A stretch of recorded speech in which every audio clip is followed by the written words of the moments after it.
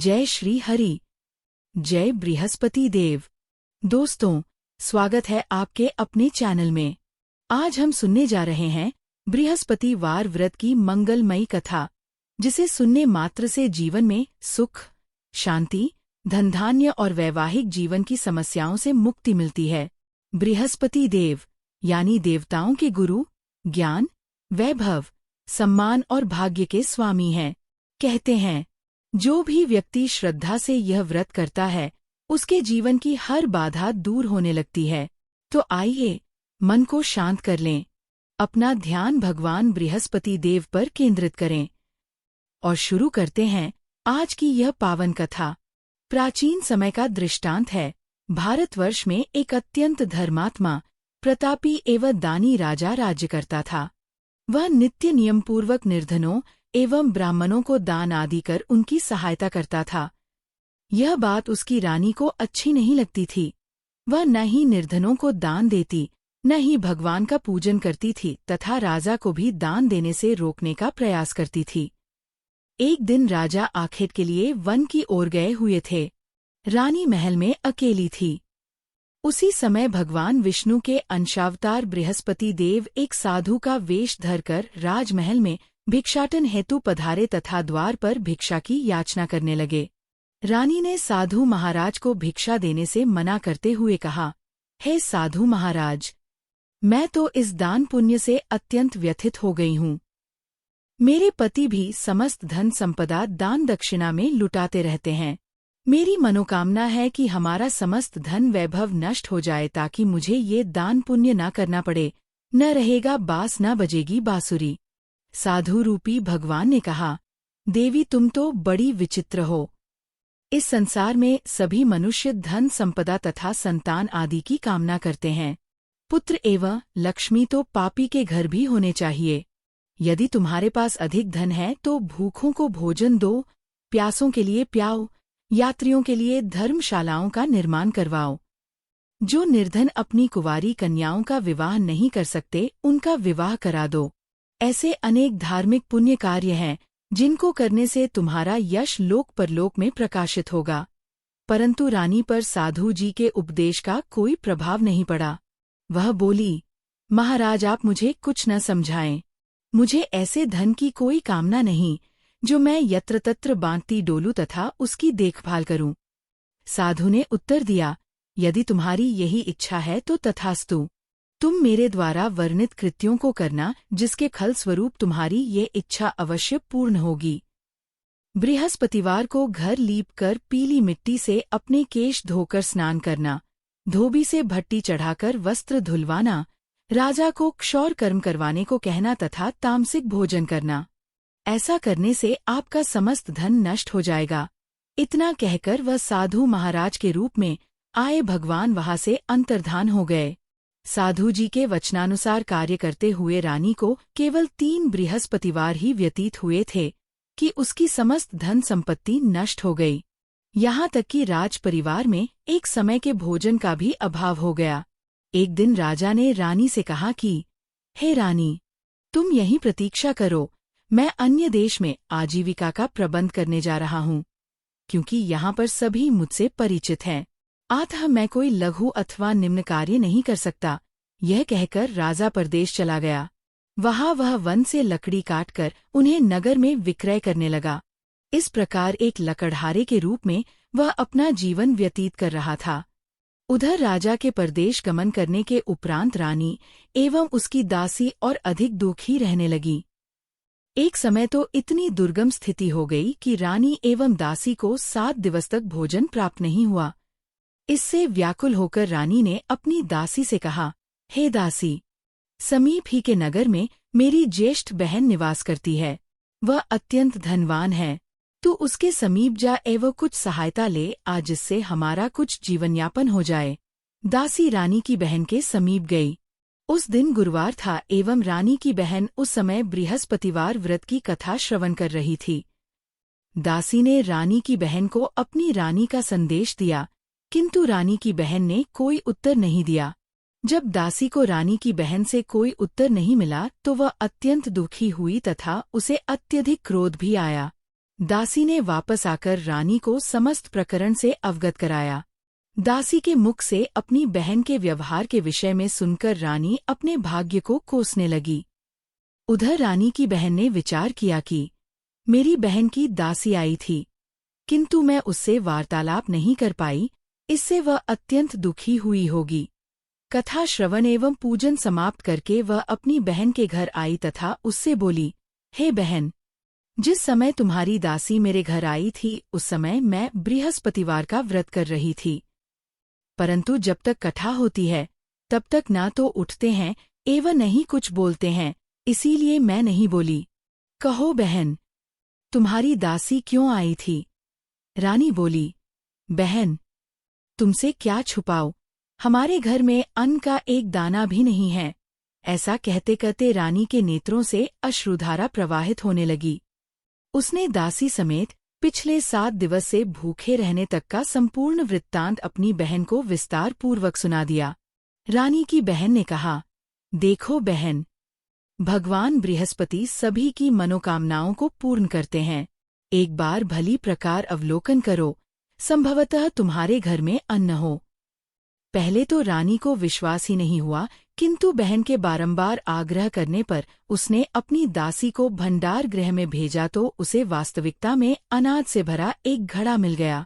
यह देखकर दासी को अत्यंत आश्चर्य हुआ। दासी रानी से बोली, हे रानी, जब हमको भोजन नहीं मिलता तो हम व्रत ही तो करते हैं, इसीलिए क्यों न इनसे व्रत एवं कथा की विधि ज्ञात कर लें, ताकि हम भी व्रत कर सकें। ये सुनकर रानी ने अपनी बहन से बृहस्पतिवार व्रत के विषय में पूछा। रानी की बहन व्रत का वर्णन करते हुए बोली, बृहस्पतिवार के व्रत में चने की दाल एवं मुनक्का से भगवान विष्णु का केले की जड़ में पूजन करें तथा दीप प्रज्वलित करें। तदुपरांत व्रत कथा का पाठ अथवा श्रवण करें तथा पीला भोजन ही ग्रहण करें। बृहस्पतिवार व्रत कथा के उपरांत श्रद्धापूर्वक आरती करनी चाहिए। तत्पश्चात प्रसाद वितरित कर उसे ग्रहण करना चाहिए। इससे बृहस्पति देव प्रसन्न होते हैं। बृहस्पति देव स्वयं भगवान विष्णु के ही अंश हैं, अतः उनका पूजन विष्णु पूजन के समान फलदायक होता है। जो व्यक्ति श्रद्धा से यह व्रत करता है उसे धन, पुत्र, स्वास्थ्य एवं मोक्ष की प्राप्ति होती है। भक्तिपूर्वक यह व्रत करने से समस्त पापों का नाश होता है तथा विष्णुलोक की प्राप्ति होती है। व्रत एवं पूजन विधि वर्णित करने के उपरांत रानी की बहन अपने घर लौट गई। 7 दिवस पश्चात जब बृहस्पतिवार आया तो रानी एवं दासी ने व्रत रखा। अश्वशाला से चना एवं गुड़ लेकर आईं। तदुपरांत गुड़चने से केले की जड़ तथा भगवान विष्णु का पूजन किया, किंतु दोनों अत्यंत दुखी थे क्योंकि भगवान को अर्पित करने हेतु पीला भोजन नहीं था।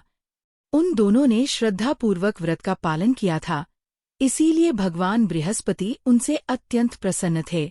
इसीलिए वे एक साधारण व्यक्ति का रूप धारण कर 2 थालों में सुंदर पीला भोजन दासी को प्रदान कर गए। भोजन पाकर दासी अत्यंत प्रसन्न हुई तथा प्रभु को भोग लगाकर उसने रानी सहित भोजन ग्रहण किया। तदुपरांत वे दोनों गुरुवार को व्रत एवं पूजन करने लगीं। बृहस्पति भगवान की कृपा से उनके जीवन में पुनः धन संपदा का आगमन होने लगा, किंतु धन संपत्ति आते ही रानी पुनः पूर्ववत आलस्य करने लगी। रानी को पूर्व की भांति होता देख दासी ने कहा, हे महारानी, आप पहले भी इसी प्रकार आलस्य करती थीं। आपको धन रखने में कष्ट होता था, जिसके कारण आपका सभी धन धान्य नष्ट हो गया तथा अब जब भगवान बृहस्पति की कृपा से धन प्राप्त हुआ है तो आप पुनः आलस्य कर रही हैं। रानी को समझाते हुए दासी कहती है कि अनेक कष्टों के उपरांत प्रभु की कृपा से हमें ये धन प्राप्त हुआ है, इसीलिए हमें दान पुण्य करना चाहिए, भूखे मनुष्यों को भोजन कराना चाहिए तथा धन को शुभ कार्यों में खर्च करना चाहिए, जिससे तुम्हारे कुल के यश में वृद्धि होगी, स्वर्ग की प्राप्ति होगी तथा पितृ प्रसन्न होंगे। दासी के वचनों ने रानी का हृदय परिवर्तन कर दिया तथा रानी अपना धन शुभ कार्यों में व्यय करने लगी, जिससे संपूर्ण नगर में उनका यश होने लगा। उधर एक दिन राजा लकड़हारे के समान जीवनयापन करने के कारण दुखी होकर वन में एक वृक्ष के नीचे बैठा अपनी दुर्दशा का विचार करके व्याकुल हो रहा था। बृहस्पतिवार का दिन था, एकाएक उस निर्जन वन में एक साधु महाराज प्रकट हुए। साधु वेश में वह स्वयं बृहस्पति देव थे। वे लकड़हारे के समीप आकर बोले, हे लकड़हारे, इस निर्जन वन में तू चिंता मग्न क्यों बैठा है?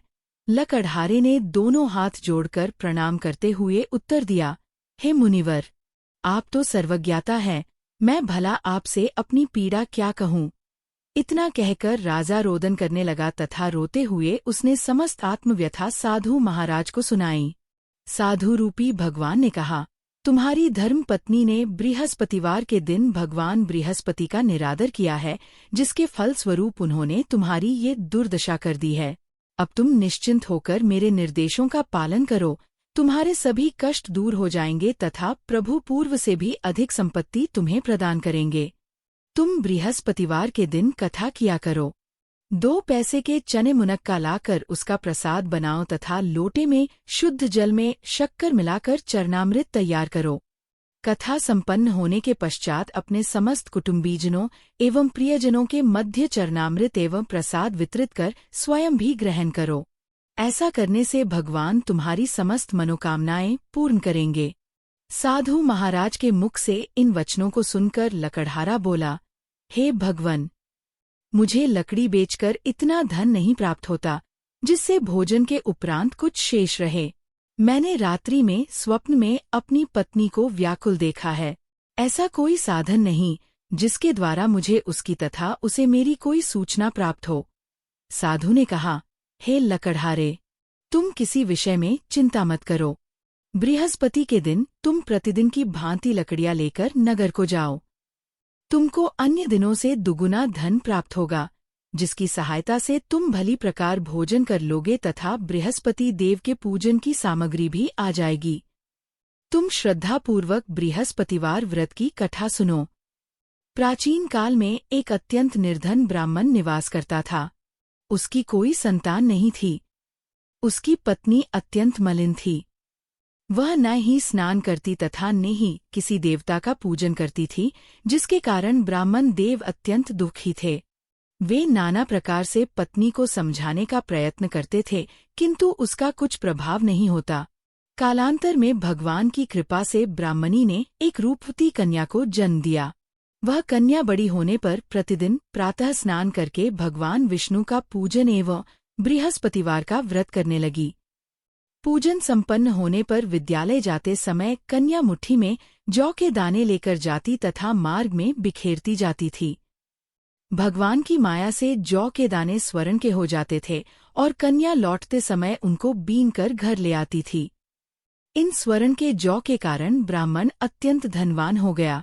एक दिन वह बालिका सूप में सोने के जौ को फटक रही थी कि तभी उसके पिता ने कहा, हे पुत्री, स्वर्ण के जौ के लिए सूप भी स्वर्ण का ही होना चाहिए। अगले दिन बृहस्पतिवार था। कन्या ने व्रत का पालन किया तथा भगवान बृहस्पति से प्रार्थना करते हुए कहा, यदि मैंने पूर्ण श्रद्धा एवं सत्यनिष्ठा से आपका पूजन एवं व्रत किया हो तो मुझे स्वर्ण का सूप प्रदान करें। बृहस्पति देव ने उसकी प्रार्थना स्वीकार कर ली। प्रतिदिन की भांति वह कन्या विद्यालय से आते हुए मार्ग में स्वर्ण के जौ बीन रही थी। उसी समय बृहस्पति देव की कृपा से उसे स्वर्ण का सूप प्राप्त हुआ। वह उस स्वर्ण के सूप को घर ले आई तथा उसमें जौ फटकारने लगी, परंतु उसकी माँ का वही आचरण था। एक दिन की बात है कि वह कन्या सोने के सूप में जौ फटकार रही थी। उस समय उस नगर का राजकुमार वहां से निकला। इस कन्या के रूप एवं उसे स्वर्ण के सूप में स्वर्ण के जौ फटकारते देखकर राजकुमार उस पर मोहित हो गया तथा अपने महल आकर अन्न जल त्याग कर उदास होकर लेट गया। राजा को यह सूचना प्राप्त हुई तो वह अपने महामंत्री सहित उसके समीप गए और कहा कि, हे पुत्र, तुम्हें किस बात का कष्ट है? किसी ने तुम्हारा अपमान किया है अथवा किसी अन्य कारण से तुम्हारी यह स्थिति है?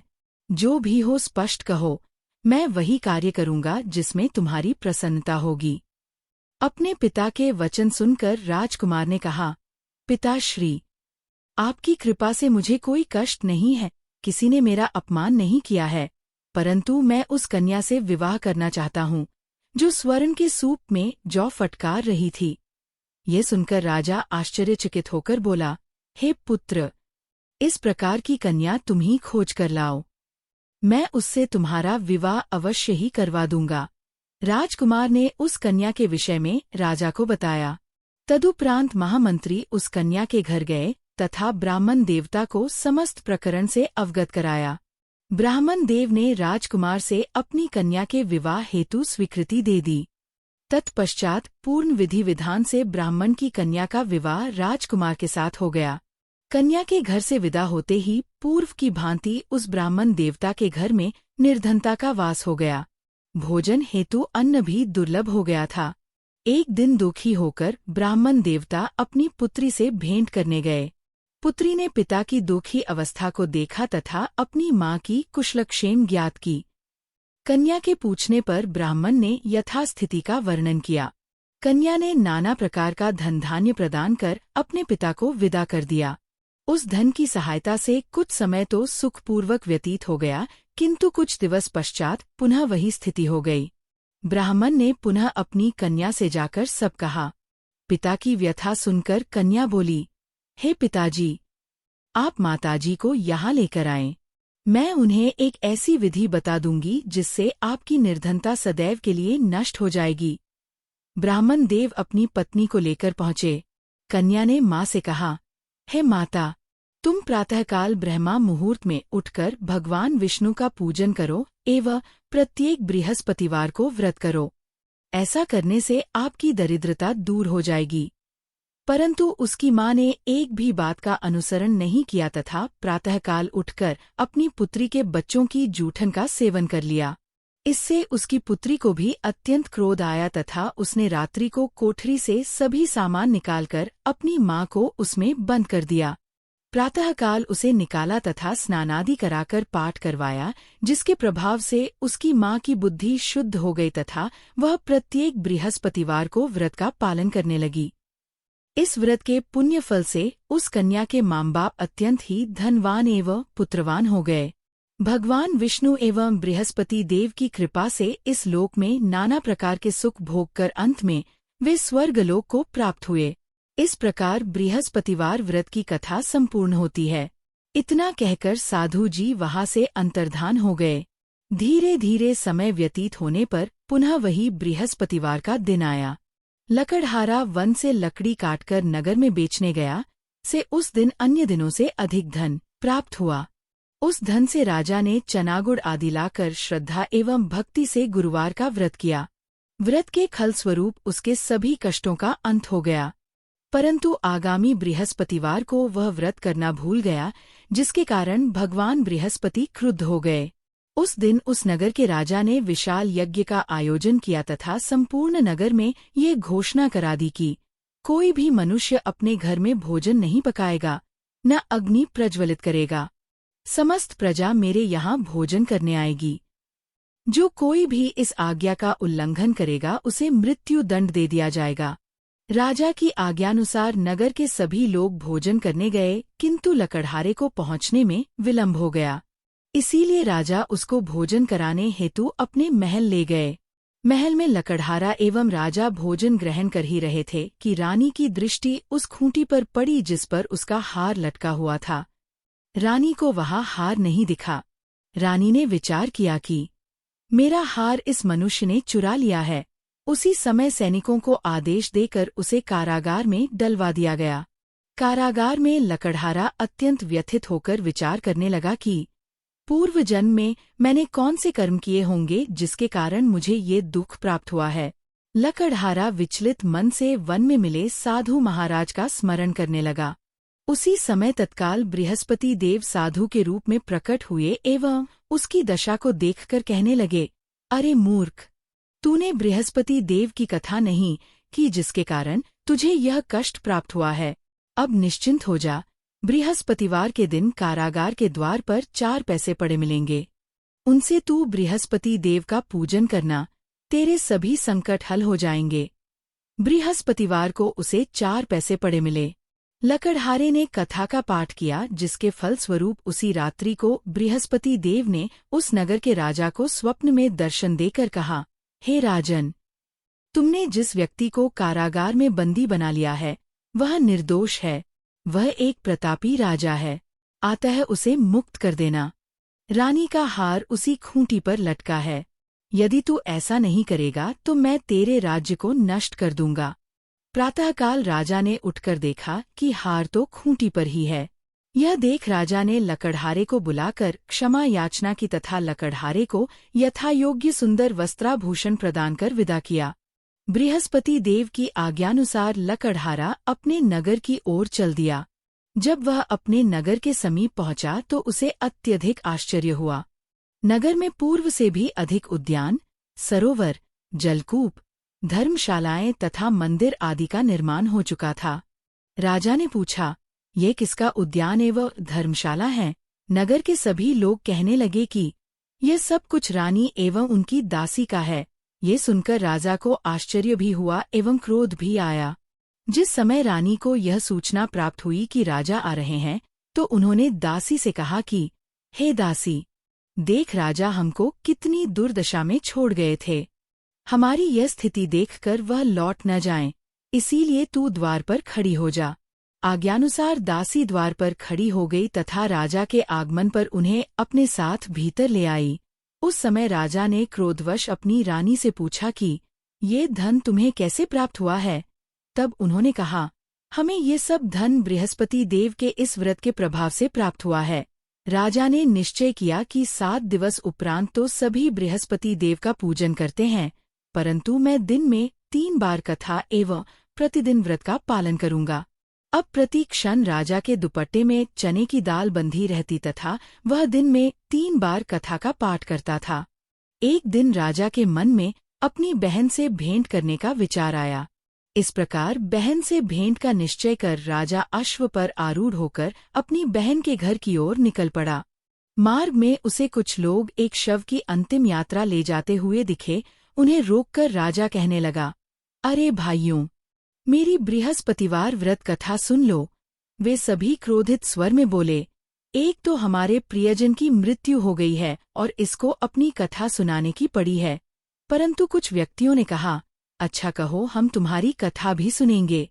राजा ने दाल निकाली तथा जैसे ही कथा आधी हुई थी कि शव हिलने लग गया एवं कथा संपूर्ण होने तक तो राम राम करके मनुष्य उठकर खड़ा हो गया। राजा वहां से आगे चला। आगे मार्ग में उसे एक किसान खेत में हल चलाता मिला। राजा ने उससे कहा, हे भ्राता, तुम मेरी बृहस्पतिवार की कथा सुन लो। किसान बोला, जितने समय में मैं तेरी कथा सुनूंगा उतने समय में 4 बार खेत जोत लूंगा। जा अपनी कथा किसी और को सुनाना। इस प्रकार राजा आगे चलने लगा। राजा के वहां से प्रस्थान करते ही किसान के बैल पछाड़ खाकर मूर्छित हो गए तथा किसान के उदर में तीव्र पीड़ा होने लगी। उस समय उस किसान की माँ भोजन लेकर आई। उसने जब यह देखा तो अपने पुत्र से समस्त विवरण ज्ञात किया। पुत्र ने संपूर्ण प्रकरण सुना दिया तो वृद्धा दौड़ी दौड़ी उस घुड़सवार के पास गई और उससे बोली कि मैं तेरी कथा सुनूंगी, तू अपनी कथा मेरे खेत पर चलकर ही कहना। राजा ने वृद्धा के खेत पर जाकर कथा कही, जिसके सुनते ही वह बैल उठ खड़े हुए तथा किसान की उदर पीड़ा भी शांत हो गई। राजा अपनी बहन के घर पहुंचा। बहन ने भाई का प्रेमपूर्वक स्वागत सत्कार किया। अगले दिन प्रातःकाल राजा उठा तो उसने देखा कि सभी लोग भोजन कर रहे हैं। राजा ने अपनी बहन से कहा, ऐसा कोई मनुष्य है जिसने भोजन नहीं किया हो तथा वह मेरी बृहस्पतिवार की कथा सुन ले। बहन बोली, हे भैया, यह देश ऐसा ही है कि पहले यहाँ लोग भोजन करते हैं, तत्पश्चात कोई अन्य कार्य करते हैं। यदि पड़ोस में कोई ऐसा व्यक्ति हो तो मैं ज्ञात कराती हूँ। वह इतना कहकर खोजने चली गई, परंतु उसे कोई ऐसा व्यक्ति नहीं मिला जिसने भोजन न किया हो। अंततः वह एक कुम्हार के घर गई जिसका पुत्र रोगग्रस्त था। उसे ज्ञात हुआ कि उनके यहाँ 3 दिवस से किसी ने भोजन नहीं किया है। रानी ने कुम्हार से अपने भाई की कथा सुनने का निवेदन किया, जिस पर कुम्हार मान गया। राजा ने उस कुम्हार को जाकर बृहस्पतिवार की कथा सुनाई, जिसको सुनकर उसका पुत्र ठीक हो गया। अब तो राजा की प्रशंसा होने लगी। एक दिन राजा ने अपनी बहन से कहा कि हे बहन, हम अपने घर जाएंगे, तुम भी तैयार हो जाओ। राजा की बहन ने अपनी सास से पूछा। सास ने कहा, हाँ चली जा, परंतु अपने पुत्रों को मत ले जाना, क्योंकि तेरे भाई के कोई संतान नहीं है। बहन ने अपने भाई से कहा, हे भ्राता, मैं तो चलूंगी, किंतु कोई बालक नहीं जाएगा। राजा बोला, जब कोई बालक नहीं चलेगा तब तुम ही क्या करोगी? दुखी हृदय से राजा अपने नगर को लौट आया। राजा ने अपनी रानी से कहा, हम निःसंतान हैं, हमारा मुख देखने का भी धर्म नहीं है। राजा ने व्याकुलतावश भोजन भी ग्रहण नहीं किया। रानी ने कहा, हे प्रभो, बृहस्पति देव ने हमें सभी सुख सौभाग्य प्रदान किए हैं, तो वह हमें संतान का सुख भी अवश्य प्रदान करेंगे। उसी रात्रि में बृहस्पति देव ने राजा को स्वप्न में दर्शन देकर कहा, हे राजन, तू निश्चिंत हो जा, तेरी रानी गर्भवती है। भगवान के श्री मुख से ये वचन सुन राजा अत्यंत प्रसन्न हुआ। समय आने पर रानी ने एक सुंदर पुत्र को जन्म दिया। पुत्र प्राप्ति पर राजा ने कहा, हे रानी, स्त्री बिना भोजन के रह सकती है, किंतु बिना कहे नहीं रह सकती। आत है जब मेरी बहन यहाँ आए तो तुम उससे कुछ मत कहना। रानी ने सुनकर हाँ कर दिया। जब राजा की बहन को यह शुभ समाचार प्राप्त हुआ तो वह अत्यंत प्रसन्न हुई तथा बधाई लेकर अपने भाई के यहाँ गई। रानी ने राजा की बहन को देखकर कहा, जब भाई अपने साथ ला रहे थे तब टाल दिया, और आज बिना बुलाए भागी भागी आई है। घोड़ा चढ़कर तो नहीं आई, गधा चढ़ी आई है। राजा की बहन बोली, भाभी, मैं उस प्रकार न कहती तो तुम्हें संतान कैसे प्राप्त होती? तदुपरांत वे सभी मतभेद त्याग कर सुखपूर्वक जीवन व्यतीत करने लगे। बृहस्पति देव की महिमा यही है, वे अपने भक्तों के सभी मनोरथ सिद्ध करते हैं। जिस प्रकार श्रद्धापूर्वक रानी एवं राजा ने उनकी कथा का गुणगान किया तो उनकी सभी कामनाएं बृहस्पति देव की कृपा से पूर्ण हो गईं, उसी प्रकार जो श्रद्धा भक्ति से बृहस्पतिवार का व्रत करता है और कथा का पाठ अथवा श्रवण करता है, बृहस्पति देव उसकी सभी मनोकामनाएं पूर्ण करते हैं। इति श्री विष्णु बृहस्पतिवार व्रत कथा संपूर्ण। ये थी बृहस्पतिवार व्रत की पावन कथा। जिसने भी इस कथा को श्रद्धा से सुना, उस पर गुरु बृहस्पति देव की विशेष कृपा बनी रहती है। घर में सुख समृद्धि आती है, दाम्पत्य जीवन मधुर होता है और जीवन की बाधाएं स्वतः दूर होने लगती हैं। अगर आपको ये वीडियो पसंद आया हो तो लाइक, कमेंट और सब्सक्राइब जरूर करें, ताकि ऐसी ही और पौराणिक कथाएं और आध्यात्मिक ज्ञान आप तक पहुंचता रहे। गुरु बृहस्पति देव की कृपा आप सब पर सदैव बनी रहे। जय बृहस्पति देव। जय श्री हरि।